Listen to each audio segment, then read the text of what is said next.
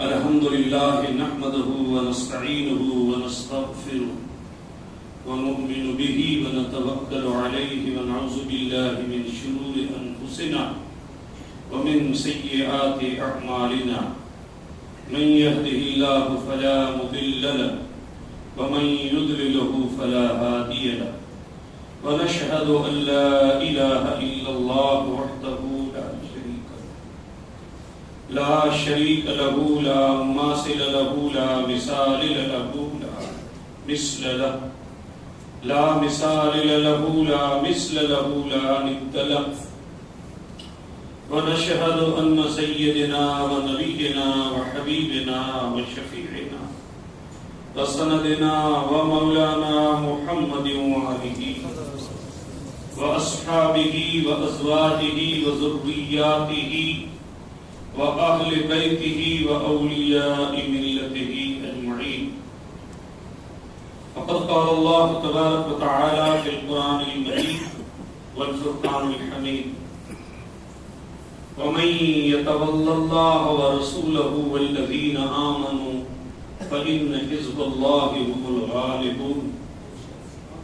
وقال الله تبارك وتعالى في القرآن المجيد والفرقان الحميد: نصر من الله وفتح قريب وبشر المؤمنين. صدق الله العظيم.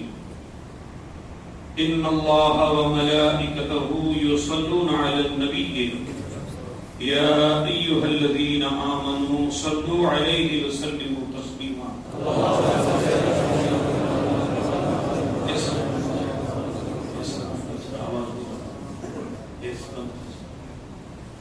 اللهم صل على سيدنا وشفيعنا سندنا ومولانا محمد وآله وأصحابه وبارك وسلم.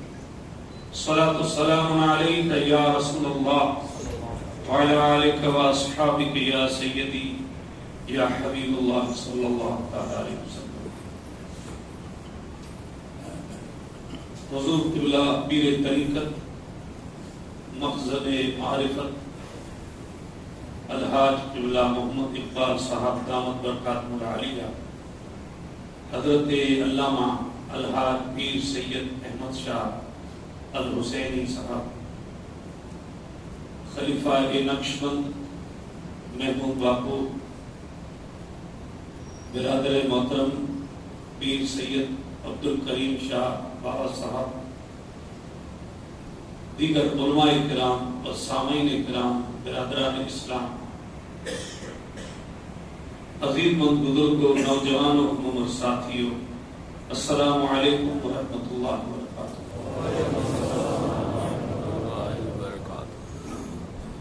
قرآن کریم کے مختلف دو مقامات سے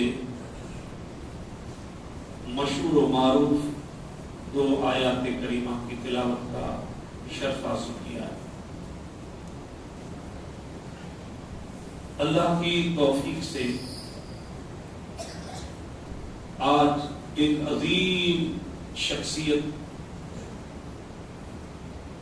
جس پر قیامت کی صبح تک امت فخر کرتی رہے گی،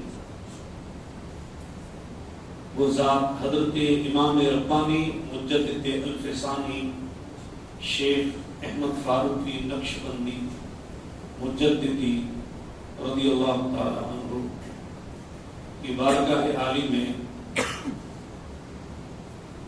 محبتوں کا نذرانہ پیش کرنے کے لیے ہم جمع ہیں۔ آج ایک اور موقع بھی ہے، خلیفہ نقشبند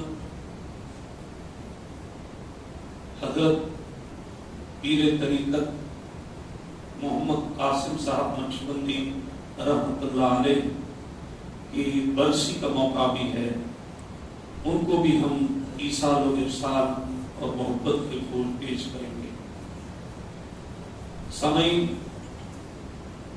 الحمدللہ کافی بڑی تعداد میں مریدین اور علماء کرام اور برادران اسلام اچھی خاصی تعداد میں آپ لوگوں کی شرکت ہے۔ لاک ڈاؤن کے بعد عموماً اتنا بڑا مجمع جلدی نہیں دیکھنے کو ملتا ہے۔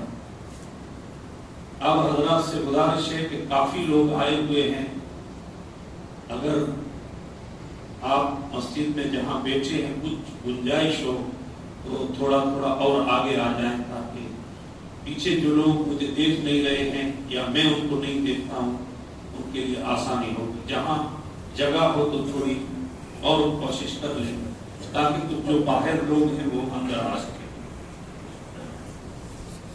ایک مرتبہ درود پاک کا نذرانہ اور پیش کیجیے۔ اللہم صلی اللہ وبارک علی سیدنا و نبینا و مولانا صلاۃ السلام علیک یا رسول اللہ۔ سامعین، سرکار مدینہ صلی اللہ تعالی علیہ وسلم کی ایک معروف حدیث ہے کہ جب کبھی ظلم ہوتے ہوئے دیکھا جائے تو اگر اللہ توفیق دے تو اسے ہاتھ سے روکا جائے۔ ایک مومن کا یہ فریضہ ہے۔ پھر دوسرا درجہ یہ پیش فرمایا کہ خدا نخواستہ ہاتھ سے کسی ظلم کو روکنے کی طاقت اور استطاعت نہیں ہے تو پھر زبان سے روکا جائے، اور اگر زبان سے بھی نہیں روک سکتے تو پھر سرکار نے فرمایا آخری درجہ ایمان کا یہ ہے کہ اس ظلم کو دل میں برا سمجھا جائے۔ یہ بڑی معروف حدیث ہے اور علماء کرام بار بار اس حدیث کو بیان کرتے ہیں۔ اسلام کی تاریخ کا جب مطالعہ کرتے ہیں تو دعوت حق کے جو مرحلے ہیں اس کی کتنی قسمیں ہیں۔ ایک قلم کے ذریعے سے لوگوں کو دعوت دی جائے کتابی شکل میں، دوسرا زبان سے خطاب اور تقاریر کے ذریعے سے لوگوں کو دین کی دعوت دی جائے، تیسرا درجہ روحانیت کا ہے، نظروں کا ہے، نسبتوں کا ہے۔ بالکل خاموشی کے ساتھ بھی دین کی حفاظت بھی ہو سکتی ہے، دین کی خدمت بھی ہو سکتی ہے اور دین کا پھیلاوا بھی ہو سکتا ہے۔ کچھ بولے بغیر بھی یہ سب چیزیں قرآن اور حدیث سے ثابت ہیں۔ اب یہ اللہ تعالی کی طرف سے سارے اہتمام ہوتے ہیں، کس زمانے میں کن شخصیتوں کی ضرورت ہے اللہ ان کو مبعوث فرماتا ہے۔ حالات کے حساب سے ڈیوٹی طے ہوتی ہے، ایک طرح کی ڈیوٹی سب کی نہیں ہوتی۔ تغیرات، حالات اور زمانے کے مسائل بدلتے رہتے ہیں، ہمیشہ ایک طرح کی چیز نہیں رہتی۔ فی زمانے میں کچھ چیلنجز الگ ہیں۔ مثلا حضرت موسیٰ علیہ السلام کے زمانے میں سب سے بڑا اسلام کے اور دین کے لیے جو چیلنج تھا وہ جادو کا تھا۔ آپ دیکھیں گے اور علماء کرام سے سنا ہوگا کہ موسیٰ علیہ السلام کے جو معجزے تھے وہ جادو کے جواب میں معجزات اسی طرح کے۔ وہ جادوگروں نے جو رسیاں پھینکی تھی وہ سانپ بن گئی، تو موسیٰ علیہ السلام نے اپنی عصا کو پھینکا تو وہ بھی بہت بڑا اژدہا بن کر ان سانپوں کو نگل لیا، پھر لکڑی کی لکڑی بن گئی۔ یعنی ہمیشہ اللہ کا یہ دستور رہا ہے کہ جب دین کے سامنے جو چیلنج ہو اس چیلنج کا مقابلہ اسی حساب سے ہو۔ آپ دیکھتے ہیں داؤد علیہ السلام کا جو دور تھا یہ طاقت اور قوت والی قوموں کا دور تھا، 70 فٹ کے لوگ تھے، بڑی جسامت والے لوگ تھے، بڑی قوت اور طاقت والے لوگ تھے، لوہے کو پگھل دیتے تھے۔ اللہ تعالیٰ نے داؤد علیہ السلام کو معجزہ بھی ایسا دیا۔ عیسیٰ علیہ السلام کا جو دور تھا وہ حکماء کا دور تھا، حکیم اور حکمت بہت زور پر تھی۔ ایسی جڑی بوٹیاں بناتے تھے کہ مرنے کی قطار پہ جو آدمی ہے وہ اٹھ کے دوڑنے لگ جاتا تھا، یعنی حکمت کا دورہ تھا، حکیم لوگوں کی بول بالا تھی۔ اللہ نے عیسیٰ علیہ السلام کو معجزہ کیا دیے؟ جو پیدائشی اندھا تھا اس کی آنکھ پر ہاتھ رکھتے تھے، اس میں بینائی آ جاتی تھی۔ اس دور میں ایک بیماری کا علاج نہیں ہو سکا حکیموں سے، کوڑ کا علاج نہیں تھا، جو سفید داغ ہوتے ہیں۔ عیسیٰ علیہ السلام دم کرتے تھے تو وہ ایسا آدمی شفا یاب ہو جاتا تھا کہ جیسے یہ کوڑی ہے۔ اس سے بڑھ کر عیسیٰ علیہ السلام کو اللہ نے یہ بھی شرف دیا، قرآن گواہی دیتا ہے کہ مردوں کو بھی اللہ کے حکم سے زندہ کرتے۔ اب حد ہو گئی، حکیم لاچار اور بے بس ہو گئے کہ یہ ہماری حکمت اس بندے کے سامنے کام نہیں کر سکتی ہے نا؟ مگر رحمت للعالمین، سرور کون و مکان، شافع محشر، نبی رحمت، شفیع امت، جب تاجدار کائنات صلی اللہ علیہ وسلم آئے تو حضور کی رسالت و نبوت کسی زمانے کے لیے متعین نہیں تھی، قیامت کی صبح تک تھی۔ ہزارہ چیلنجز تھے سرکار کے ظاہری زمانے کے بعد بھی کچھ چیلنجز آنے والے تھے۔ اللہ کے علم میں تھا کہ میرے حبیب کا جو زمانہ ہے وہ قیامت تک کا زمانہ ہے، حشر و نشر تک کا زمانہ ہے۔ لہذا سرکار صلی اللہ علیہ وسلم کو تمام انبیاء کرام میں کسی کو 2 معجزے، کسی کو 4 معجزے، کسی کو 10 معجزے، مصطفیٰ کی پوری زندگی معجزہ بنا۔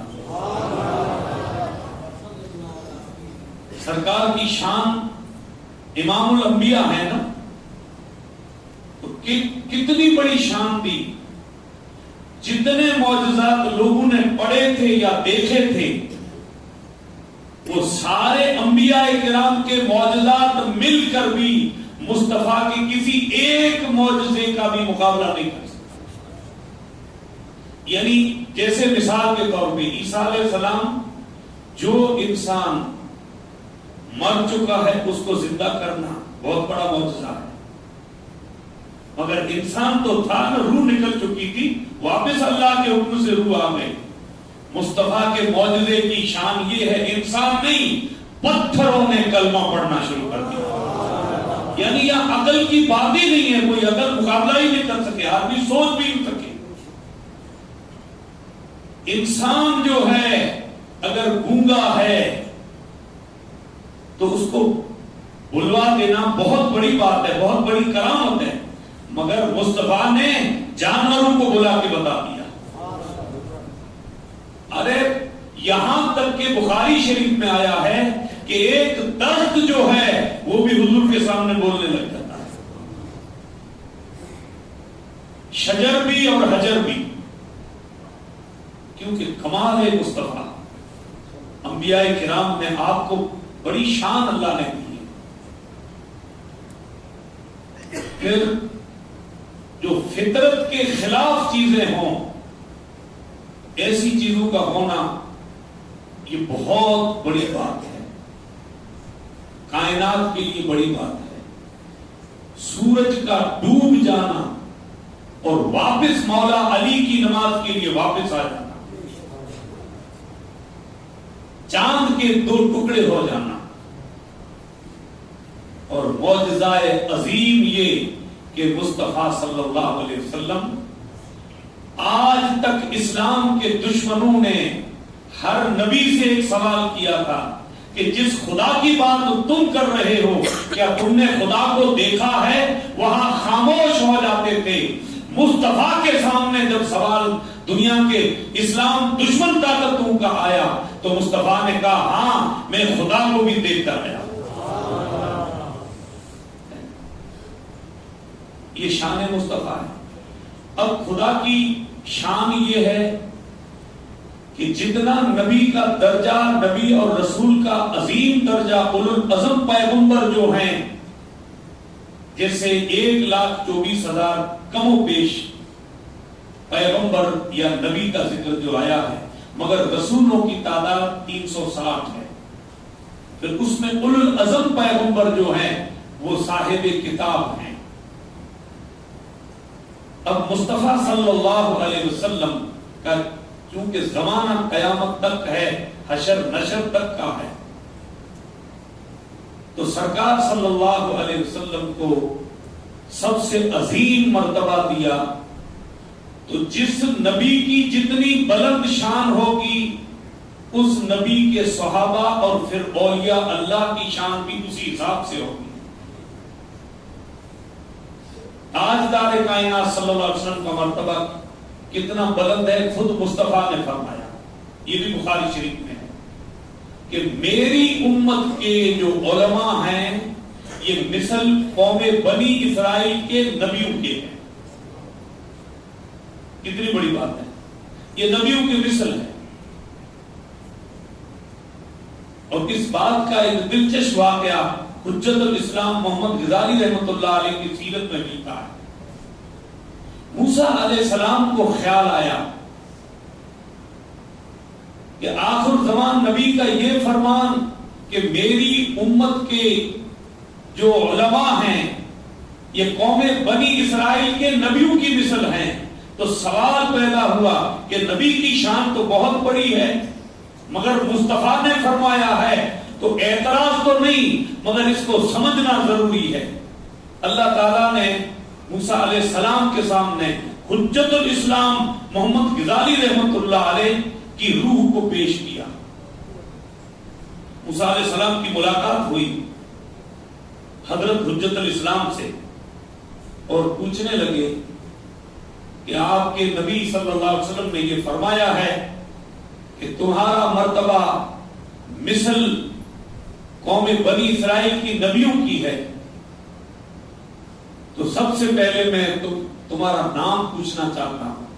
حجت الاسلام نے فرمایا، عرض کیا، اے اللہ کے نبی، اے اللہ کے رسول، میں محمد بن محمد بن محمد بن محمد. تو کہا موسیٰ علیہ السلام نے، جلالی پیغمبر ہیں، کہ بیٹے میں نے تو صرف ابھی تیرا نام پوچھا ہے، تم آگے کی بات بتا رہا ہے. تو حجت الاسلام نے عرض کی ادب کے ساتھ کہ اللہ کے رسول، اللہ کے نبی، اللہ نے قرآن میں ذکر موجود ہے، اللہ نے آپ سے صرف یہ ایک سوال کیا تھا کہ اے موسیٰ پیغمبر تیرے ہاتھ میں کیا ہے؟ آپ نے جواب میں یہ کہا کہ یہ میرے ہاتھ میں میری عصا ہے، اس کے ٹیک لگا کے چلتا بھی ہوں، اس سے بہت سارے کام لیتا ہوں، اس سے درختوں پر مار کر پتے گرا کر بکریوں کو بھی کھلاتا ہوں. آپ نے کتنے کام گنوا دیے. موسیٰ علیہ السلام مسکرا پڑے، کہا کہ اب میں نے مان لیا کہ جو مصطفیٰ نے فرمایا تھا کہ میری امت کے علماء قوم بنی اسرائیل کے نبیوں کی مثل ہے، بالکل میں نے مان لیا. یہ مرتبہ ہے مصطفیٰ کے صدقے سے حضور کی امت کے اولیاء کی شان اللہ نے بلند کی ہے.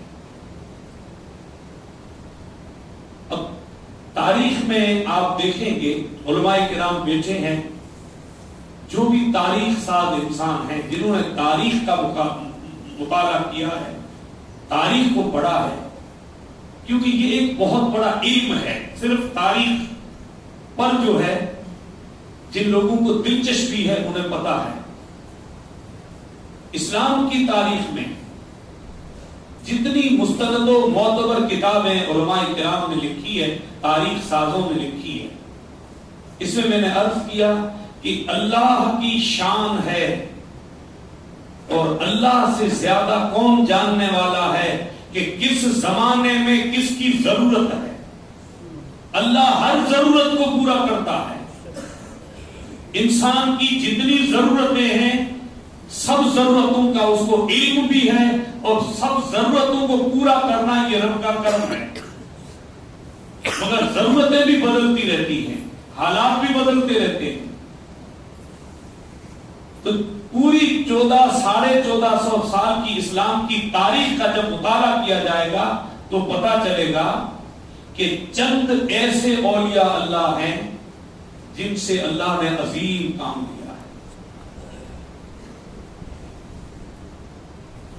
تاریخ میں کافی لوگوں کا نام لیا جا سکتا ہے، مگر امت کے اندر دینی انقلاب برپا کر دیا، تغیرات اور زمانے کے جو حالات تھے ان کو تبدیل کر کے رکھ دیا، اور اسلام دشمن طاقتوں کے جو منصوبے تھے ان کو دفن کر دیا۔ حضور غوث السمدانی محبوب سبحانی محی الدین شیخ عبد القادر جیلانی بغدادی رضی اللہ تعالی ایک عظیم شخصیت کا نام ہے حضور غوث اعظم دستگیر۔ اسی طرح عطائے رسول خواجہ غریب نواز رضی اللہ تعالی یہ واحد شخص ہے، یہ واحد ذات ہے، امام حسین کی اولاد میں سے جن کا چہرہ دیکھ کر میں نے کہا کہ تبلیغ زبان سے بھی ہوتی ہے، قلم سے بھی ہوتی ہے اور نگاہوں سے بھی ہوتی ہے، نگاہوں سے نظارے بدل جاتے ہیں۔ یہ واحد شخصیت حضور کی امت کی ہے جن کا چہرہ دیکھ کر 1 کروڑ لوگوں نے اسلام کو قبول کر لیا، بہت بڑی شان ہے۔ ہندوستان میں اولیاء اللہ کافی آئے، اب یہ وقت کے تقاضے سے اللہ تبارک و تعالی اور سرکار مدینہ صلی اللہ علیہ وسلم کے اشارات ہوتے ہیں، اولیاء اللہ کو غیبی امداد ملتی ہے، روحانی۔ اللہ کو جب کام لینا ہوتا ہے تو اس طرح سے یہ سلسلہ چلتا رہے گا قیامت کی صبح تک۔ ہندوستان کی تاریخ میں ایک عظیم نام ہے حضرت امام ربانی مجدد فیضانی شیخ احمد فاروقی نقشبندی رضی اللہ عنہ۔ ہجری سنہ 971 شوال مہینے کی 14 تاریخ ہے اور عیسوی سن 1564 مئی مہینہ ہے۔ اس ملک کے صوبہ پنجاب میں شہر رند اول نام ہے، بعد میں سرہند میں آپ پیدا ہوئے۔ حضرت عبد الاحد رضی اللہ تعالی عنہ جو نسلاً 28 پشت میں فاروق اعظم عمر بن الخطاب رضی اللہ تعالی عنہ کی اولاد سے، آپ چشتی بھی ہیں، قادری بھی ہیں، حضرت عبد الاحد رضی اللہ تعالی عنہ اس زمانے کے عظیم بزرگ حضرت سید شیخ کمال کیتری رحمۃ اللہ علیہ کی بارگاہ میں امام ربانی کی پیدائش سے کچھ دن پہلے گئے، ایک عجیب خواب دیکھا تھا۔ حضرت عبد الاحد رضی اللہ تعالیٰ کہ میرا سینہ کھل جاتا ہے اور سینے سے ایک تخت نکلتا ہے، اس تخت پر ایک شخصیت آ کر بیٹھ جاتی ہے اور اس سے نور کی شعائیں نکلنا شروع ہوتی ہیں۔ حضرت سید کمال کیتری رحمۃ اللہ علیہ نے فرمایا کہ مبارک ہو آپ کے گھر ایک نورانی اور مبارک بیٹا پیدا ہوگا،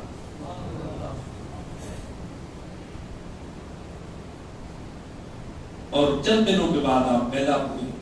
آپ کا نام احمد ہے۔ سرکار مدینہ صلی اللہ علیہ وسلم کی ایک حدیث پاک بھی ہے،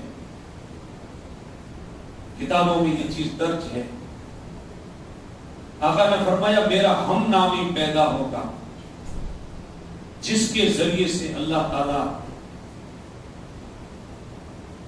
میری امت کا عظیم کام اور خدمات اس کی درجات کی بلندی ہوگی اور اللہ دین کو آباد فرمائے گا۔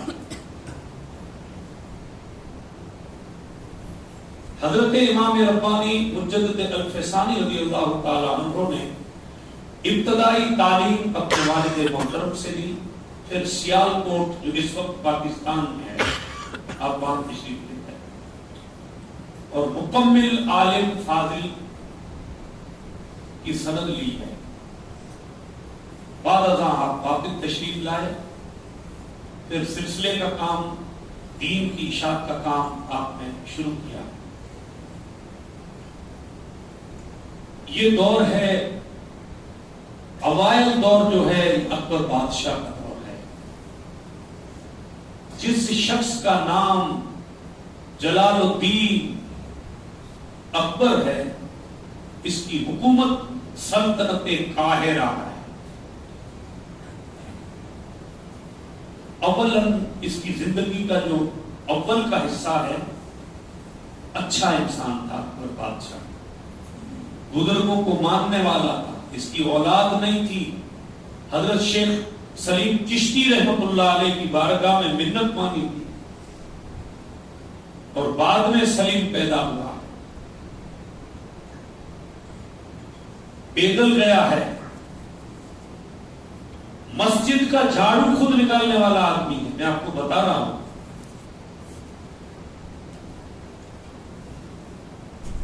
ہر علم والا حق پر نہیں ہوتا، اس مسئلے کو ضرور واضح کرنا ہے۔ علم سے ہدایت نہیں ملتی، ہدایت اللہ کے فضل سے ملتی ہے۔ اکبر کا دماغ خراب مولویوں نے کیا تھا۔ ابوالفیض فیضی جو ایران کا مولوی تھا اور شیعت اس پر غالب تھی، اور خصوصاً امام ربانی سے بغض رکھنے والا آدمی تھا، اس نے بڑی خوشامد خوریاں کر کے اکبر کو اپنا بنا لیا تھا اور دھیرے دھیرے اس کو گمراہ کر دیا۔ اچھے دل کا انسان تھا، اسی لیے یہ جو مقولہ میں ہمیشہ بیان کرتا ہوں کہ شیطان عالم بھی تھا، شیطان عاقل بھی تھا، شیطان عابد بھی تھا۔ کتنی بڑی بات ہے، جس کے پاس علم بھی تھا، عقل بھی تھا اور عبادت بھی تھی، پھر بھی شیطان بنا ہے، ابلیس بنا ہے۔ کوئی چھوٹی بات تو نہیں، تین چیزیں ایک ساتھ میں اس کے پاس تھی، مگر بدقسمتی اس کی یہ تھی کہ یہ عالم تو تھا، عابد تو تھا، عاقل بھی تھا، مگر عاشق نہیں تھا۔ اے عشق تیرے صدقے جلنے سے چھٹے سستے، جو آگ بجھا دے گی وہ آگ لگا دی۔ یہ عشق و محبت جو ہے یہ بہت بڑی دولت ہے۔ تین چیزیں موجود تھی، تو ایسے علماء سو جو ہیں یہ ہمیشہ گمراہی پھیلاتے ہیں۔ گدھے پہ کتابیں لاد دینے سے گدھا کبھی عالم نہیں بن سکتا ہے، اور یہ بھی تاریخ بتاتی ہے جو ایک دن مدرسے نہیں گیا ہے، اللہ والوں کی نگاہ سے علماء نے ان کے پیر چومے ہیں، اللہ نے اس درجے پہ پہنچایا ہے۔ بے شک علم نور ہے، علم عظیم اللہ کی نعمت ہے، علم ضروری ہے، مگر علم کے ساتھ ادب ضروری ہے۔ علامہ اقبال نے دو لفظوں میں دین سمجھا دیا۔ دین کس شے کا نام ہے؟ دین کی ابتدا ادب سے ہوتی ہے اور عشق پہ جا پہ ختم ہو جاتی ہے۔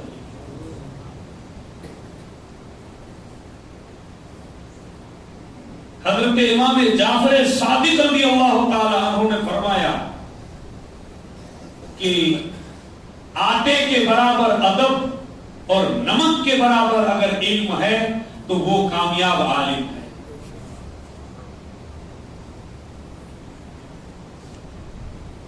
اگر ادب نہیں ہے تو آدمی تباہ ہو جائے گا، اور جو خود تباہ ہوگا وہ اوروں کو بھی تباہ کرے گا. اس سے فائدہ نہیں ہو سکتا ہے بلکہ نقصان زیادہ ہوگا. کتنی باریک چیزیں تاریخ میں آئی ہیں. حضور غوث اعظم رضی اللہ تعالیٰ عنہ کے بچپنے کا یہ مشہور واقعہ ہے کہ ایک اللہ کے ولی کی بارگاہ میں بچپن میں 3 دوست تھے، آپ کے ساتھ 2 دوست اور تھے. یہ تینوں ایک اللہ کے ولی کی بارگاہ میں گئے، آپس میں مشورہ کرتے ہوئے گئے. ایک نے کہا میں ایسا سوال کروں گا کہ ان کو جواب نہ آ سکے. دوسرے نے کہا میں دولت مند بن جاؤں، ایسی دعا کروں گا. شیخ عبد القادر جیلانی غوث اعظم نے کہا میں صرف اس اللہ کے مقبول بندے کے دیدار کے لیے چلتا ہوں. جب وہاں پہنچے، سوال کرنے سے پہلے ہی جس نے یہ کہا تھا کہ میں ایسا سوال کروں گا کہ جواب نہ دے پائے، کہا بیٹا تو عالم تو بہت بڑا بنے گا مگر میں دیکھ رہا ہوں کہ تو آخر کار جو ہے گمراہ ہو جائے گا، اور تیری جو موت ہے وہ کفر پر ہوگی. دوسرے سے کہا کہ دنیا کی جاہ و جلالی تو تجھے بہت ملے گی مگر ایمان اور دین اور معرفت کی دولت سے تو محروم ہے. پھر توجہ فرمائی غوث اعظم کی طرف کہ بیٹا میں دیکھ رہا ہوں کہ ایک دن آئے گا کہ تو بغداد کے اندر یہ اعلان کرے گا، اللہ تجھے یہ رتبہ دے گا کہ تمام ولیوں کے کندھوں پر میرا قدم ہے، اللہ تجھے بہت بڑا درجہ دے. تو یہ سب اللہ کی طرف سے، یہ بھی اللہ کی طرف سے ہوتا ہے. انسان کچھ کرنا چاہے تو کچھ نہیں کر سکتا ہے. اللہ کا جب فضل ہوتا ہے تو اس کو صحبت ایسی ملتی ہے، سنگت ایسی ملتی ہے، اللہ اس کو ماحول ایسا عطا فرماتا ہے، اس کو ساتھی ایسے ملتے ہیں. اب جس امام ربانی مجدد الفسانی شیخ احمد فاروقی نقشبندی کی ذات کا جہاں تذکرہ آتا ہے تو یہ میں بتا رہا ہوں کہ دور کتنا خطرناک ہے. اتنی سلطنت قاہرہ جو آج کے سری لنکا سے افغانستان تک کی محیط حکومت کا نام جو ہے ہندوستان تھا. اب تو کتنے ملکوں میں تقسیم ہندوستان ہو کر ایک چھوٹا سا ہندوستان رہ گیا. اس اتنی بڑی سلطنت کا مالک تھا. سلطنت قاہرہ کی اس وقت اکبر بادشاہ کے دور میں روئے زمین کی سب سے بڑی حکومت کا نام ہندوستان تھا، اور سب سے طاقتور حکومت کا نام ہندوستان تھا. یعنی اس وقت میں سپر پاور جس حکومت کا نام تھا وہ اکبر بادشاہ کی حکومت تھی. آپ تاریخ پڑھیں گے تو پتا چلے گا یہ کوئی چھوٹا موٹا ایک خطے کا آدمی نہیں تھا، بہت بڑی طاقت کا مالک تھا. دنیا کا اس وقت کوئی ملک اس کا مقابلہ نہیں کر سکتا تھا،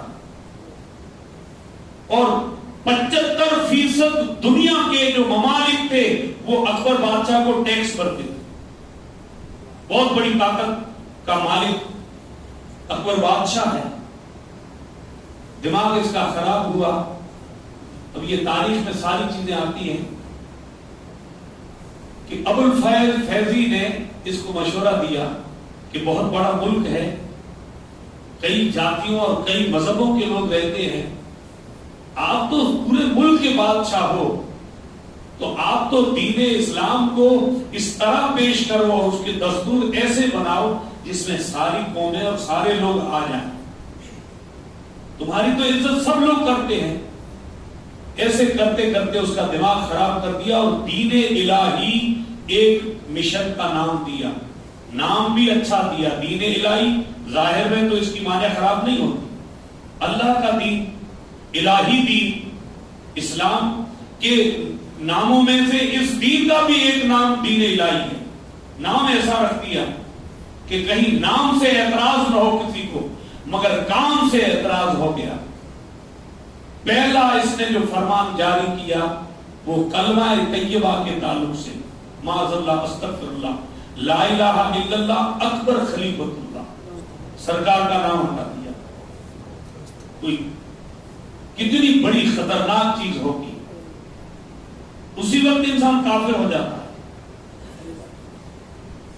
کلمے میں تبدیلی کی، اذان میں تبدیلی کی، اذان میں جہاں حضور کا نام آتا ہے وہاں اس نے اپنا نام درج کرایا، اشہد ان لا الہ الا اللہ اور اشہد ان محمد رسول اللہ کی جگہ معاذ اللہ، استغفر اللہ ثم استغفر اللہ، اکبر خلیفۃ اللہ۔ پھر 5 وقت کی نماز جو ہے معاف کروا دی، جو نماز کربلا کے میدان میں امام حسین کے لیے معاف نہیں ہوئی، یہ اکبر نے نماز اعلان کر دیا۔ پھر اس نے عربی کے کئی تلفظ بنتے ہیں توئے سے، طاہر، طیب وغیرہ، اس طرح کے کئی عربی کے جو تلفظ بنتے ہیں جس سے کوئی اسلام کا پورا طہارت و پاکیزگی یا اس کے علاوہ جتنے بھی اچھے نام رکھے جائیں ان سب کو نکال دیا، اور بہت سی چیزیں اس نے جو ہے اسلام دین مقدس میں تبدیلیاں اور بہت سے ڈفرینس کر دیے، قانون کو بدل دیا، وراثت کے مسئلے کو ختم کر دیا، مدارس کو بند کرا دیا، دینی تعلیم کو بند کر دیا، اور تقاریر اور وعظ پر پابندی لگائی۔ کوئی بھی آدمی، میں آپ سے عرض کر رہا ہوں، علماء کرام بیٹھے ہیں، ایک عجیب بات آپ کو عرض کروں، یہ سب خدا کی طرف سے ہے۔ یہ جو ملک ہے اور جس وقت کی میں بات کرتا ہوں، کتنے بڑے بڑے اولیاء کرام تاریخ میں موجود ہیں۔ یہ زمانہ حضرت عبدالحق محدث دہلوی رحمۃ اللہ علیہ کا زمانہ ہے۔ اکبر بادشاہ کے دور میں عبدالحق محدث دہلوی جیسی ہستیاں موجود ہیں، کوئی چھوٹی بات نہیں ہے نا۔ کون شخص ہے عبدالحق محدث دہلوی؟ جن کو حضوری نصیب ہے، حضوری مانا کیا ہے؟ ہر سوموار کی رات کو مصطفیٰ کا دیدار کرنے والا آدمی ہے۔ اللہ نے شان دی تھی ان کو، اور ہے شان اللہ کے ولی۔ اتنی بڑے بڑے لوگ، سلسلہ رفاعیہ کے بزرگ اس وقت ہندوستان میں موجود ہیں، قادری سلسلہ، چشتی سلسلہ، بڑے بڑے اکابر اولیاء اللہ موجود ہیں، سلسلہ نقشبندیہ کے بھی کئی بزرگ ہیں دنیا میں موجود، مگر اس ظالم کے سامنے خاموشی اختیار کر لی۔ کیوں؟ کہ آپ کو میں نے ابتدا میں بتا دیا کہ 3 طریقے ہیں، یا ہاتھ سے روکو، یا زبان سے روکو، یا دل میں برا سمجھو۔ اتنے بڑے اولیاء اللہ جو ہیں انہوں نے آخری درجے پہ عمل کیا، خاموشی اختیار کی۔ یہ تاریخ ہے۔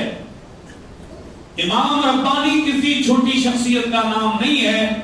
اللہ نے مبعوث فرمایا امام احمد ربانی کو ایسے وقت میں، اس ظالم کے سامنے جہاں اولیاء کرام علماء حق خاموش رہے، ان کو یہ طاقت اور توفیق نہیں تھی، اللہ نے یہ طاقت اور توفیق جس شخصیت کو عطا فرمائی اس کا نام امام احمد ربانی ہے۔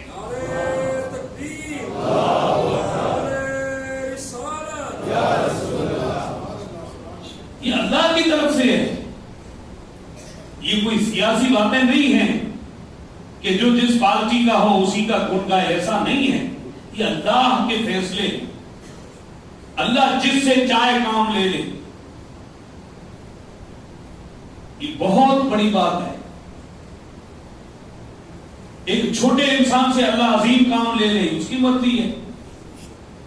آپ اندازہ کریں، علماء کرام بیٹھے ہیں، تاریخ اس بات کی گواہی دیتی ہے کہ 700 سال تک عباسی خاندان نے حکومت کی، مگر بغداد سے مکہ اور مدینے مہر ایک عورت نے پہنچا دی جس کا نام زبیدہ خاتون ہے۔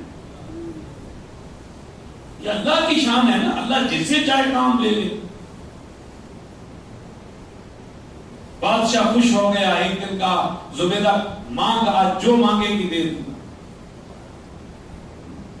اس نے کہا میں مانگتی ہوں تجھ سے اے بادشاہ، مجھے رقم فراہم کر دے، میرے لیے گرانٹ منظور کر دے کہ میں بغداد سے مکہ المکرمہ اور مدینہ طیبہ تک پانی کی نہر پہنچانا چاہتا ہوں. 17 سال تک کام چلا. اللہ کی شان تو دیکھو، جو مخلص لوگوں کے کام ہوتے ہیں اللہ اس میں کیا برکتیں دیتا ہے اور اس میں کیا کامیابی دیتا ہے. 550 سال تک اس نہر کا پانی اللہ کی ساری مخلوق نے تو پیا، مگر حجاج کرام نے 550 سال تک پانی پیا. یہ نہر عرفات، مینا، مزدلفہ، مکہ المکرمہ، مدینہ طیبہ تک پہنچی اور 550 سال تک اس کا پانی اللہ کی مخلوق نے اور حجاج کرام نے اور مکے اور مدینے کے لوگوں نے پانی پیا. اللہ چاہے اس سے کام لے لے، یہ تو اس کی مرضی کی بات ہے.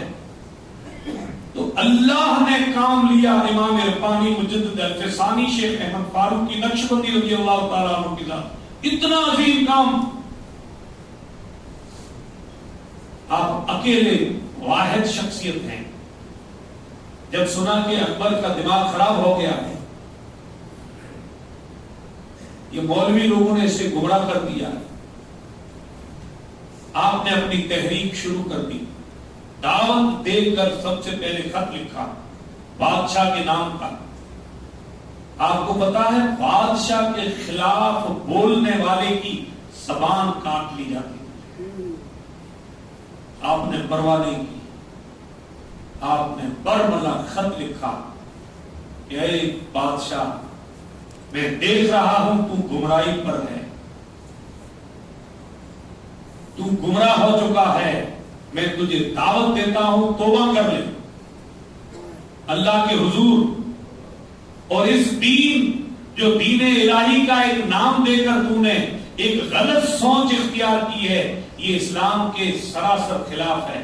نہ نماز معاف ہو سکتی ہے، نہ کلمے سے مصطفیٰ کا نام نکل سکتا ہے، نہ اذان سے حضور کا نام نکل سکتا ہے، نہ وراثت کے مسائل پہ تو بحث کر سکتا ہے اور کچھ چیزوں کو نکال سکتا ہے. یہ تجھے اختیار نہیں ہے. یہ دین کامل ہے. قیامت کی صبح تک اس دین میں ایک ذرے کا کسی کو تبدیلی لانے کی اجازت نہیں ہے، حق نہیں ہے. یہ صرف حق مصطفیٰ کی ذات کو تھا اور حضور نے فرما دیا کہ آج کے دن اللہ نے مجھ پر دین مصطفیٰ کو کامل کر دیا. اتنا بڑا تحریری خط بادشاہ کے نام لکھ کر، آپ کو پتا ہے جب ظلم عروج پر ہوتا ہے تو اچھے خاصے لوگ خاموش ہو جاتے ہیں کہ نہیں ہو جاتے. میں آپ سے عرض کروں، سرسری طور پہ اشارتاً بتا دوں، اس وقت دنیا کے اندر جہاں جہاں ظالم حکومتیں ہیں، کون بولنے والا ہے؟ سمجھ میں بات آ جاتی ہے نا. اس وقت کی آپ کو سمجھ میں نہیں آئے گی، اس وقت کی تو آ جائے گی. ہے کوئی آدمی مائی کا لال جو میدان میں آ جائے؟ یہ اسلام کے سراسر خلاف چیزیں ہیں، یہ انسانیت کے خلاف ہیں، یہ ملک ہندوستان کے آئین کے خلاف باتیں ہیں. کوئی بول سکتا ہے؟ یہ طاقت خدا کی طرف سے ملتی ہے. اچھے خاصے لوگوں کی زبانیں مکر جاتے ہیں، لوگ بات کرنے کے لیے تیار نہیں ہیں. ابھی ابھی ہمارے ملک میں ایک مسئلہ آیا افغانستان کے تعلق سے. جو بکے ہوئے لوگ ٹی وی پہ آ کر جو ڈیبیٹ کرتے ہیں، ان کو چھوڑ کر کوئی آدمی بات کرنے کے لیے تیار نہیں ہے، یعنی انٹرویو دینے کے لیے تیار نہیں ہے. لوگ ڈرتے ہیں کہ بولنا کیا. مگر الحمدللہ ایسا بھی نہیں کہ ملک خالی ہے.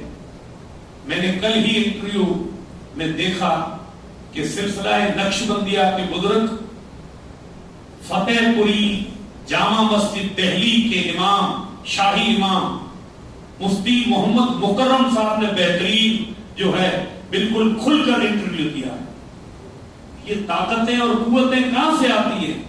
یہ مفتی مظہر اللہ کی اولاد ہے،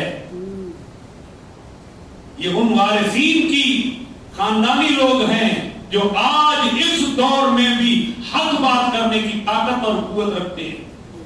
یہ اللہ کی توفیق ہے، اچھی خاصی زبانیں خاموش ہیں مگر انہوں نے کھل کر بولا اور بہت اچھی باتیں کی ہیں، بغیر ڈرے باتیں کی ہیں، مگر یہ سب توفیقیں خدا کی طرف سے ہوتی ہیں۔ حضرت امام ربانی مجدد الفسانی شیخ احمد فاروقی رضی اللہ تعالی عنہ، دیکھو اللہ کی شان کیسی کہ ان حالات میں اللہ نے نسل کو بھی چن لیا کہ ابھی فاروقی رنگ کی ضرورت ہے، اس خاندان کو آگے بڑھانے کی ضرورت ہے۔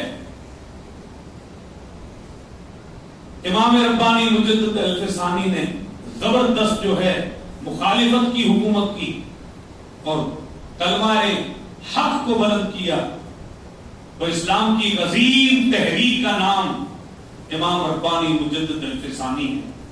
یعنی یہ کہا جا سکتا ہے کہ عطائے رسول خواجہ غریب نواز رضی اللہ تعالی عنہ نے ہندوستان میں اسلام کو پھیلایا ہے اور امام ربانی نے اس دین کو بچایا اکبر بادشاہ کے ظلم سے۔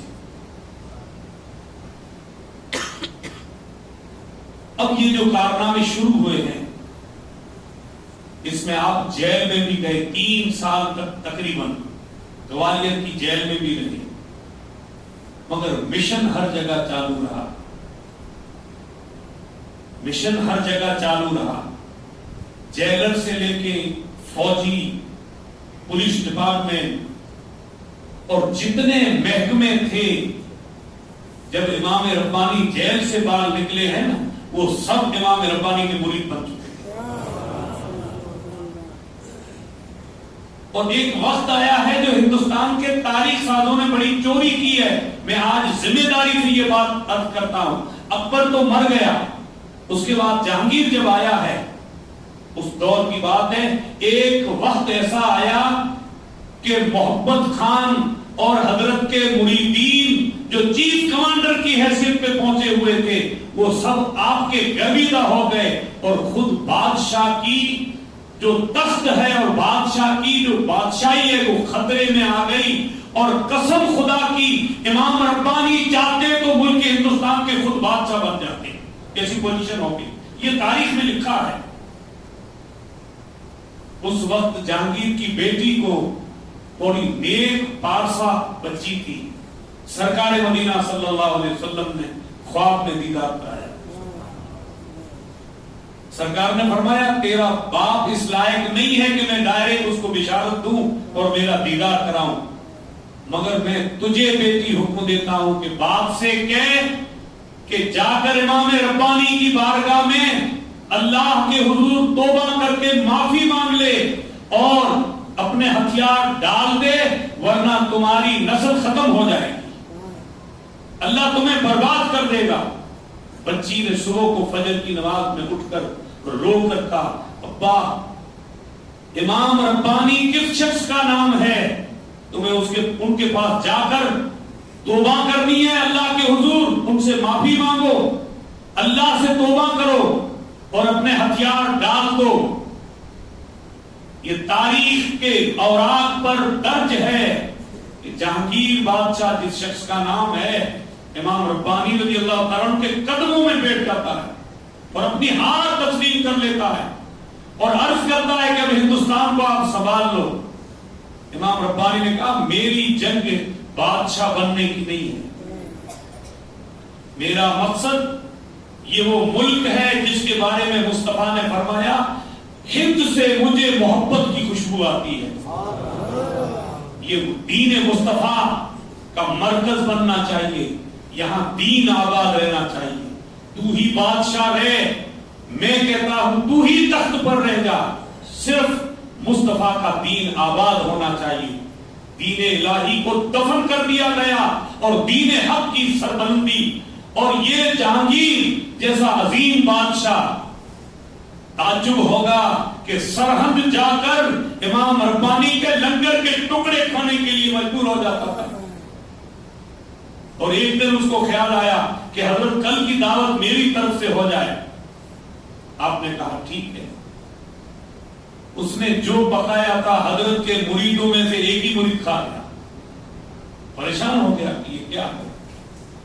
کہا کہ تو بادشاہی شاہی لباس اور صاحب درویشوں کی بارگاہ میں آ تو تیری تونگری اور تیری بادشاہی کے لباس کو اتار کر پھر آیا کر. پھر ایک ہی چھوٹی سی ایک ہنڈیا تھی. شام کو پھر امام ربانی کا کھانا پکا ہے. آپ نے اللہ کا نام لے کر بسم اللہ کر کے جب کھلانا شروع کیا 3 دن تک وہ جو کھانا تھا وہ کم نہیں ہوا, ہزاروں لوگوں نے کھا لیا. یہ اللہ کے دین کے لیے اللہ رب العالمین نے ایسی شخصیتوں کو پیدا فرمایا. 14 مجدد ہو چکے ہیں. اعلیٰ حضرت سے لے کر حضرت ماں عائشہ صدیقہ کے بعد رضی اللہ تعالی عنہا کے بعد سے عمر بن عبد العزیز کو بھی مجدد مان جاتا ہے. حجت الاسلام محمد غزالی بھی مجدد ہیں. اب اس طرح سے یہ تجدیدی کام جو اور کارنامے ہیں اللہ نے جن کو مبعوث فرمایا, ان اولیاء اللہ اور بزرگان دین سے اللہ نے انہیں روحانی طاقتیں عطا فرما کر یہ عظیم کارنامے ان اولیاء اللہ نے انجام دیے اور اسلام کو سربلندی ملی اور انشاءاللہ ملتی رہے گی. اعلیٰ حضرت کا زمانہ آیا, اس وقت کچھ اور چیلنجز تھے. حجت الاسلام محمد غزالی رضی اللہ تعالیٰ عنہ کا زمانہ, اسی طرح امام احمد بن حنبل بھی مجدد ہیں اپنے صدی کے. تو ہر دور میں جو ضروریاتیں تھیں ان ضروریات کے لیے اللہ نے اپنے محبوب بندوں کو مبعوث فرمایا ہے. یہ ابو داؤد شریف کے دوسرے جلد کی حدیث ہے. ان اللہ یبعث لهذه الامه على راس كل 100 سنه من يجدد لها دینها. بے شک اللہ مبعوث فرمائے گا ہر صدی کے سرے کے اوپر ایک مجدد جو دین کی تجدید کرے گا. یعنی دین جو ہے یہ تو وہی دین مصطفیٰ ہے. تجدید کس چیز کو بولتے ہیں؟ تعمیر نہیں ہے, تجدید ہے. تعمیر اور تجدید میں فرق ہے. اثر نو تعمیر ہوتی ہے, تجدید کی معنی مکان تو تیار ہے مگر اس مکان میں جو اس کی خوبصورتی میں کمی آ گئی ہے, اس کی چمک دمک میں کمزوری آ گئی ہے, ان کمزوریوں کو دور کر دینا. امام ربانی کے زمانے میں ایک فتنہ جو تھا یہ وحدت الوجود کا بھی تھا. ایک فتنہ غلط اور نام نہاد صوفیوں کا بھی بہت بڑا ایک جو ہے فتنہ تھا. اسی طرح آپ کے دور میں جو ہے کئی فتنے ابھرے تھے. آپ نے اپنے مکتوبات کے ذریعے سے, اپنے کلام کے ذریعے سے, اپنے خلفاؤں کے ذریعے سے نہ صرف ہندوستان, آپ تاریخ پڑھیں گے آپ کو تعجب ہوگا جو اس وقت چائنا جس ملک کا نام ہے, افغانستان جس ملک کا نام ہے, آپ کی اولاد بعد میں افغانستان چلی گئی اور اس طرح آپ کے خلفاء چلے گئے.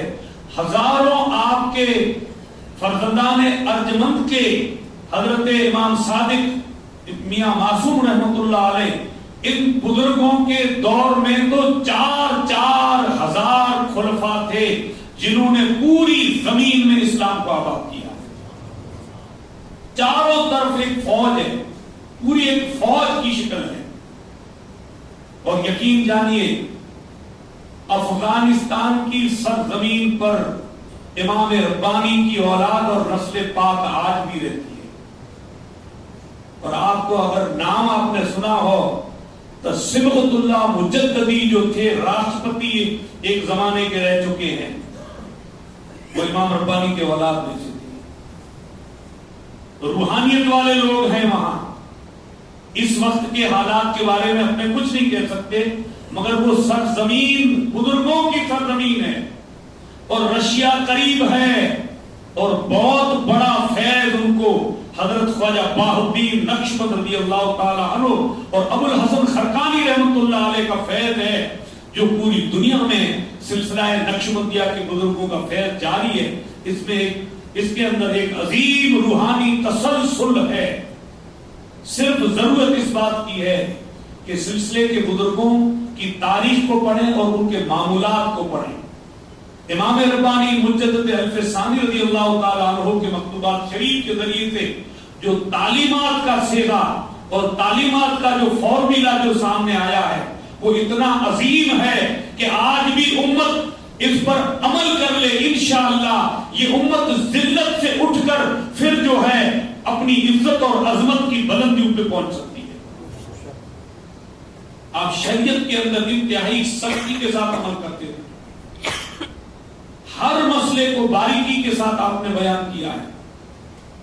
آپ وضو فرماتے تھے، نماز پڑھتے تھے اور روزوں کا جو اہتمام کرتے تھے اس میں جو اصول اور پابندیاں تھی، اعتکاف کی پابندیاں، حج کے ارکان کی ادائیگی، زکوٰۃ کا حساب اور نصاب کی پوری تحریر کر کے آپ نے مکتوبات کے ذریعے سے ایک دین کی صحیح سوچ قرآن و حدیث کی روشنی میں جو پہنچائی ہے، اس کی مثال ملنی مشکل ہے، اور عملاً آپ نے اس پر عمل کر کے لوگوں کو بتایا۔ امانت داری، دیانت داری، صداقت اور حق گوئی، حق بات کرنے میں کبھی پیچھے نہیں رہنا۔ آپ نے مریدین کو ہمیشہ نصیحت فرمائی ہے کہ ہمیشہ حق کے ساتھ رہنا، حق کو تسلیم بھی کرنا ہے اور حق کی تصدیق بھی کرنی ہے، اور خود حق پر رہ کر پھر لوگوں کو دعوت دینی۔ تو سامعین، آپ کو اللہ تعالیٰ نے ایک عظیم مرتبہ عطا فرمایا ہے، اور آخری میں آج کا جو پروگرام ہے اس میں ہم حضرت پیر طریقت محمد قاسم رحمت اللہ علیہ کو ہم یاد کر رہے ہیں۔ انشاءاللہ کل بھی پروگرام ہے امام ربانی کے تعلق سے عثمانی مسجد میں، تو باقی کا موضوع انشاءاللہ وہاں بھی پیش کیا جائے گا۔ قرآن شریف میں ایک آیت پڑھی ہے، حضرت پیر حاجی قاسم نقشبندی آخری وقت کے اندر اپنے بیٹوں کو بلا کر ارشاد فرمایا ہے کہ میری زندگی کا آخری دن ہے، اور دہلی سے کچھ بزرگوں سے روحانی طور پر میری ملاقات ہوئی ہے۔ دادا پیر رحمت اللہ علیہ، حضرت محمود شاہ رحمت اللہ علیہ سے ملنے کا بھی اللہ نے مجھے موقع عنایت فرمایا ہے۔ بغداد شریف اور کئی جگہوں سے میں دیکھ رہا ہوں کہ اولیاء اللہ تشریف لائے ہیں۔ اسی طرح آپ کو اللہ تبارک و تعالیٰ نے موت کی خبر عطا فرما دی تھی، اور بار بار یہ فرماتے تھے کہ سرکار صلی اللہ علیہ وسلم کا جہاں حکم ہوگا وہاں میں دفن ہو جاؤں گا، اور ذکر و اذکار، کلمہ طیبہ اور اللہ کی یاد میں آخری دم تک آپ رہے۔ میری زندگی میں میں نے جو مشاہدہ کیا ہے، حضرت صاحب کے مریدین خاص کر کے بھوج اور کچھ کے جو علاقے میں ہیں، مرحوم و مغفور اللہ ان کی قبر پر ہزاروں رحمتیں نازل فرمائے، حاجی قاسم صاحب رحمت اللہ علیہ بڑے مخلص اور انتہائی نیک دل انسان تھے، اور حالانکہ خلافت مجھے جلدی ملی تھی، ان کو بہت زمانے بعد خلافت ملی، مگر پیر صاحب کے مرید وہ مجھ سے بھی پہلے زمانے میں بن چکے تھے۔ آرے والی مسجد میں برسوں تک انہوں نے ختم شریف پڑھایا، اور ختم شریف اور سلسلے کے معمولات کے بڑے پابند تھے۔ سرد شریف کی تقریباً ہمیشہ حاضری ہوتی تھی، ایک نیک دل انسان تھے۔ موڑاسا کے بیکھا صاحب وہ بھی حضرت کے خلیفہ تھے اور ولی صفت انسان تھے۔ کسی زمانے میں انہوں نے مجھے کہا کہ حاجی قاسم صاحب کا جو دل ہے وہ جاری ہو چکا ہے، برسوں پہلے بتایا تھا۔ ایسے نیک دل اور مخلص اور سلسلے کا بہت کام کرنے والی شخصیت ہمارے بیچ میں نہیں ہے، ہم ان کو بھی خراج عقیدت پیش کرتے ہیں۔ اور قرآن مجید کی جو آیت کریمہ میں نے تلاوت کی ہے، 2 آیتیں پڑھی ہیں، ایک آیت مبارکہ میں اللہ تبارک و تعالی ارشاد فرماتا ہے وَمَن يَتَوَلَّ اللَّهَ وَرَسُولَهُ وَالَّذِينَ آمَنُوا فَإِنَّ حِزْبَ اللَّهِ هُمُ الْغَالِبُونَ، بے شک جو اللہ سے محبت رکھے، اس کے رسول سے محبت رکھے اور جن کی ایمان والوں سے محبت ہے وہ اللہ کی جماعت ہے، هُمُ الْغَالِبُونَ، وہ ہمیشہ غالب رہے۔ دوسری آیت بڑی امت کے لیے بشارت ہے، نصر من اللہ وفتح قریب، اللہ کی نصرت اور فتح تمہارے قریب ہے، مگر یہ بشارت کن کے لیے؟ وبشر المؤمنین، جو مومن ہیں ان کے لیے یہ بشارت ہے۔ دنیا کے حالات کچھ بھی ہو جائیں، میں یہ گوش گزار کرنا چاہوں گا جو علماء کرام اور صوفیاء کرام اور اولیاء اللہ کی صحبتوں اور سنگتوں سے جو کچھ مجھے سیکھنے کو ملا ہے، اس کا لبے لباب یہ ہے کہ ہم آج بھی اللہ اور اس کے رسول سے سچی وفا کر لیں اور اولیاء اللہ کے طریقے پہ اگر انشاءاللہ ہم آ جائیں، انشاءاللہ یہ آج کی ساری مایوسیاں ختم ہو سکتی ہیں، ساری پریشانیاں دور ہو سکتی ہیں، خدا کی مدد غیب سے آج بھی مل سکتی ہے، اور اللہ خود نے ہم سے مدد کا وعدہ کیا ہے۔ ان الذين قالوا ربنا الله ثم استقاموا تتنزل عليهم الملائکہ، بے شک جنہوں نے کہا ہمارا رب اللہ ہے پھر اس پر قائم رہے تو اللہ ملائکہ کو نازل فرماتا ہے۔ ملائکہ صرف بدر میں نہیں اترے ہیں، اگر مومن کامل ہیں تو ان کی جماعتوں پر قیامت تک اللہ کے ملائکہ اترتے رہیں گے، اللہ کی مدد آتی رہے گی۔ لہذا جو اہل سلسلہ ہیں چاہے کسی سلسلے میں ہوں تو ان سے گزارش ہے کہ اپنے سلسلے کے معمولات جو ہیں ان کو قائم رکھیں۔ روحانیت جو ہے یہ اولیاء اللہ کے توسل سے اور ان کے صدقے سے میسر ہوتی ہے، اسی لیے صحبتوں میں رہیں، بزرگوں سے جڑ کے رہیں۔ یہ دور فتنے کا ہے، یہ دور فساد کا ہے، یہ دور گمراہی کا ہے، یہ دور ضلالت و اندھیرے کا ہے، برائیوں کا دور ہے۔ ان حالات میں ہم اگر اپنے ایمان کو بچانا چاہیں، دین کو بچانا چاہیں اور خصوصاً اپنے عقیدے کو بچانا چاہیں تو جو امام مالک کا قول ہے کہ جو اولیاء اللہ کا عقیدہ ہے وہی صحیح عقیدہ ہے، ہمیں کہیں ڈھونڈنے کی ضرورت نہیں ہے۔ جو اللہ کے نیک بندوں کا جو طریقہ ہے وہی سچا طریقہ ہے، وہی صراط مستقیم پہ چلنے والے لوگ ہیں۔ اس لیے دور فتن میں ہم سب کو ضرورت ہے کہ ہم اللہ کے نیک بندوں سے جڑ کے رہیں اور ان کی صحبتوں میں رہیں، ان کی سنگتوں میں رہیں، انشاءاللہ گمراہی سے بچ جائیں گے۔ اس دور میں طرح طرح کے فتنے روز ابھر رہے، کئی جماعتیں، کئی گروپ اور کئی طرح کے سلسلے اور کئی طرح کے آپ دیکھتے ہوں گے آج یہ موبائل کے دور میں کہ کیسے فتنے نکلے ہیں۔ معاذ اللہ، استغفر اللہ، آج کے دور میں نام نہاد پیر لوگ سجدہ کروا رہے ہیں لوگوں کو۔ لعنت ہے خدا کے علاوہ کسی کو بھی سجدہ کرنا، خدا کی لعنت ہے اس پر، مصطفیٰ کی لعنت ہے، سجدہ کرا رہے ہیں، کیفیت ایسی ہو جاتی ہے۔ اور بہت عورتوں کو گلے لگا رہے ہیں، ناچ نخرے کر رہے ہیں۔ یہ لوگ دین کے دشمن ہیں، یہ لوگ دیندار نہیں ہیں، دین سے لوگوں کو کوئی تعلق نہیں ہے۔ اسی لیے علامہ اقبال نے یہ فرمایا کہ دنیا میں رہنا ہے تو کچھ پہچان پیدا کر کہ لباس خضر میں کچھ رہزن بھی رہتے ہیں۔ علامہ اقبال کی بات یاد آ گئی، یہ ایسا شخص ہے جو ماڈرن ایجوکیشن حاصل کر کے انگلینڈ کی یونیورسٹی سے اور جرمن سے علم حاصل کر کے آنے والا آدمی، پینٹ شرٹ میں رہنے والا آدمی ہے، مدرسے کا طالب العلم نہیں ہے، اسکول کا طالب العلم ہے، مگر تاریخ بتاتی ہے کہ یہ آدمی کہیں متاثر اس آدمی کو کسی نے نہیں کیا۔ امام ربانی کی بارگاہ میں جب جاتا ہے تو یہ متاثر ہو جاتا ہے اور اس دن سے روحانیت کو اختیار کر لیتا ہے۔ اس سے پوچھا گیا کہ آپ کی شاعری کی مقبولیت کی وجہ کیا ہے؟ علامہ اقبال نے جواب دیا ہے، میری شاعری کی مقبولیت کی وجہ صرف ایک ہے، مصطفیٰ صلی اللہ علیہ وسلم پر درود پڑھنا۔ میں نے 1 کروڑ سے زیادہ مرتبہ اللہ کی توفیق سے اقبال نے کہا درود پڑھا ہے. تو پھر پوچھا گیا کہ وہ درود کون سا ہے جس نے آپ کو اس کامیابی کی منزل پہ پہنچایا؟ انہوں نے کہا کہ وہ درود خضری ہے جو امام ربانی کی بارگاہ سے مجھے ملا ہے. صلی اللہ علی حبیبہ محمد وآلہ وصحبہ وسلم. یہ درود علامہ اقبال کا وظیفہ تھا.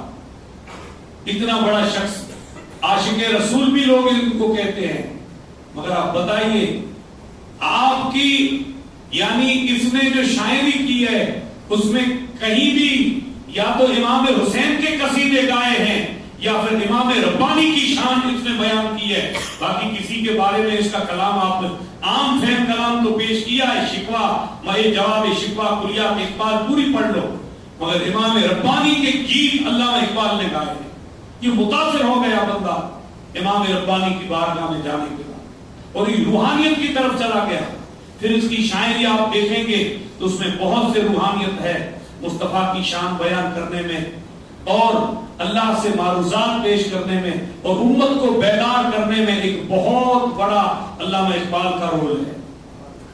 تو سامعین، اللہ والوں کی یہ شان ہے. ہم سب اپنی اپنی نسبتوں کو قائم کریں اور نسبتوں کو قوی کریں، مضبوط کریں اور بزرگوں سے جڑ کے رہیں. امام مالک نے کہا عورتوں کا عقیدہ صحیح ہے، تو لوگوں نے کہا حضرت آپ نے عورتوں کا ذکر کر دیا. آپ نے کہا کہ عورتیں میں عقیدت مندی زیادہ ہوتی ہے، ان کو جو اپنے آباء و اجداد سے جو عقیدہ ملتا ہے نا اس کو نہیں چھوڑتی. آج بھی کوئی آدمی کہتا ہے کہ نیاز شرک ہے، بدعت ہے، مگر اسی گھر میں نیازیں ہو رہی ہیں، ہے کہ نہیں؟ یہ اسی لیے ہے کہ عورتیں اپنے عقیدے میں مضبوط رہتی ہیں. خود لوگوں کو بول رہا ہے کہ شرک اور بدعت اور 11ویں اس کی اور فاتحہ اور بزرگوں کے سارے معاملات انہی گھروں میں ہو رہے ہیں. عورت جلدی اپنا عقیدہ تبدیل نہیں کرتی ہے. اس لیے امام مالک نے فرمایا تھا کہ عقیدہ وہی جو عورتوں کا عقیدہ ہے وہ صحیح ہے. یعنی ان کو اگر صحیح ایک مرتبہ عقیدہ مل گیا تو وہ عورتیں اپنے عقیدے سے عقائد سے پھرتی نہیں ہیں. آدمی کا بھروسہ نہیں ہے، جدھر کی ہوا ادھر آدمی چلا جاتا ہے، ایسے کئی لوگ چلے جاتے ہیں. اسی لیے عقیدے کو عقیدہ ہی اصل چیز ہے.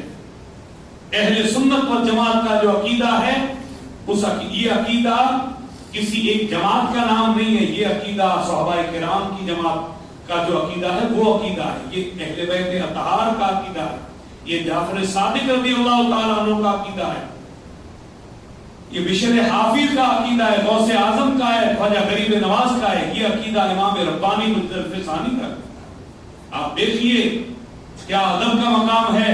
امام ربانی حج کی تیاری کے ساتھ سرم سے نکلے، مگر دہلی میں جب حضرت خواجہ باقی باللہ سے ملاقات ہوئی تو حج کے سفر کو ترک کر دیا اور وہی بیٹھ گئے. اور یہ بھی آپ کو بتاؤں امام ربانی ایک واحد شخصیت ہیں سلسلہ نقشبندیہ کی.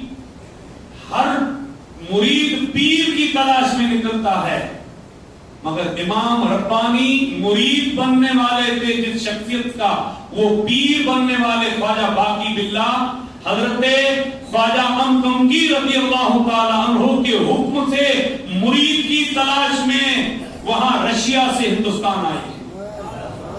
ان کے سفر کا واحد مقصد تھا، اشارہ ملا کیا تھا، انہوں نے ایک طوطے کو دیکھا تو اپنے پیر سے فرمایا خواجہ باقی باللہ نے کہ میں نے طوطا دیکھا ہے، آ کر میرے ہاتھ پر بیٹھ گیا. کہا کہ جاؤ ہندوستان، وہاں ایک بہت بڑی شخصیت ہے جو آپ کی مرید بنے گی، مگر اس مرید کی تلاش میں آپ کو جانا ہے. حضرت خواجہ امکمگی ان کے پیر و مرشد تھے، انہوں نے حکم دیا اور آپ خواجہ باقی باللہ دہلی تشریف لائے اور پھر ملاقات ہوئی. تو عرض یہ ہے کہ اللہ تبارک و تعالیٰ سے ہم دعا کریں کہ حضرت امام ربانی رضی اللہ تعالیٰ عنہ کے عرس کی تقریب میں جو حضرات دامے درمے قدم سخن نے حصہ لیا، اتنا عظیم الشان پروگرام جو ہے اس کو انجام دیا اور بہت محنت کی. پھر اس میں جن لوگوں نے شرکت کی، جنہوں نے حاضری دی، اہل محبت دور دراز سے آئے، اللہ سب کو جزائے خیر عطا فرمائے. خصوصاً ہم حاجی صاحب قبلہ کے لیے دعا گو ہیں کہ اللہ تعالیٰ ان کے درجات کو اور بلند فرمائے، ان کی روحانیت کا حصہ ان کے مریدین کو عطا فرمائے۔ یہ چند باتیں تھی، انشاءاللہ کل اور وجاہت کے ساتھ آپ کے سامنے میں حاضر رہوں گا۔ عثمانیہ مسجد رحیم نگر کے اندر آپ تمامی حضرات تشریف لائیں گے۔ اللہ مجدہ جو کچھ بیان ہوا اس میں کہیں لغزش میں، کہیں کجی کمی اور کوئی کوتاہی سرزد ہوئی ہو، اللہ اپنے حبیب کریم کے نالین پاک کے تصدق سے اس حقیر و فقیر طالب العلم کو معاف فرمائے۔ چند باتیں پیش کی ہیں۔ استغفر اللہ ربی من کل ذنب و اتوب الیہ، اشہد ان لا الہ الا اللہ وحدہ لا شریک لہ واشہد ان محمدا عبدہ ورسولہ۔ ایک مختصر سا اعلان ہے، اس کے بعد صلاۃ